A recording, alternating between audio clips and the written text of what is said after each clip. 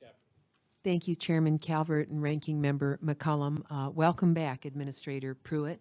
I wore this color today for a reason.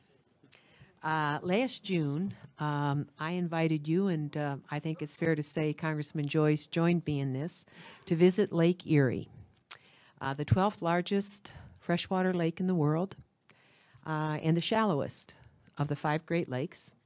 And that lake is choking, and it's choking deeply due to phosphorus and manure runoff. In fact, 4 years ago, the city of Toledo had to shut off its freshwater system to over 500,000 people for 3 days because of what is happening with toxic algal blooms. Now, I'm a little offended you couldn't accept our invitation. I know you're a busy man, but I read in the paper that you, in the past year, traveled to Italy and Morocco, and the trip to Italy alone cost more than $120,000. Did you travel to those 2 countries last year? I did, Congresswoman. You did. And for the G7 in Italy.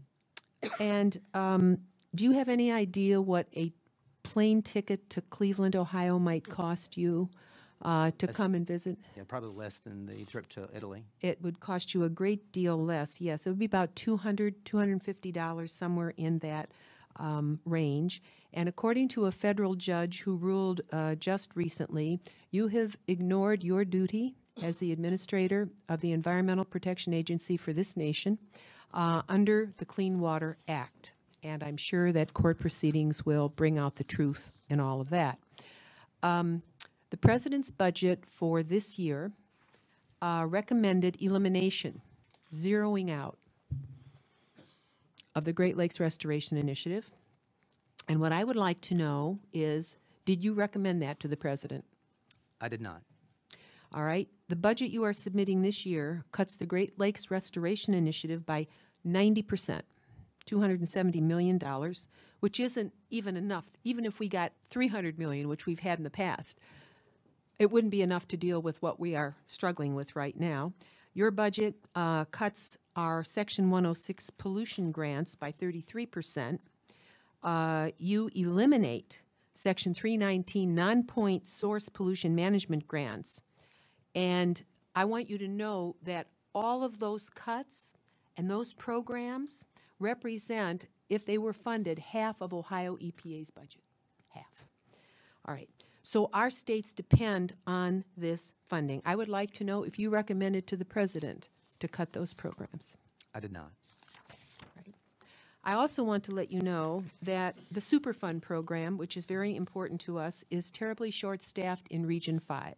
And I'm sorry to be provincial, but we've all talked about our parts of America. That's what the House does. We represent all places in our nation. In that region, there are 0 hydrogeologists, who are the people who determine how the toxins may spread and endanger other citizens. There are 0 civil investigators who find out who is responsible for these billion-dollar messes that we have to clean up and requires them to fund the cleanup. As we sit here today, just so you know, Region 5 has lost at least 90 employees under your leadership. And there have been only 2 hires that you've made, and they're both political. What I want to know is, do you have any intention, and can you fully commit to fully staffing Region 5, not just for Superfund, but for all of the programs to protect human health and the environment in our fragile region? The good news is that OMB has actually lifted the hiring freeze for Region 5. And so we can act with respect to those deficiencies that you've identified. So what are you going to do for Region 5?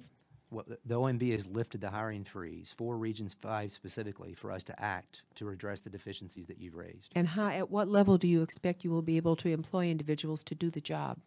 Well, with the omnibus, I'm sure that we're going to have more flexibility.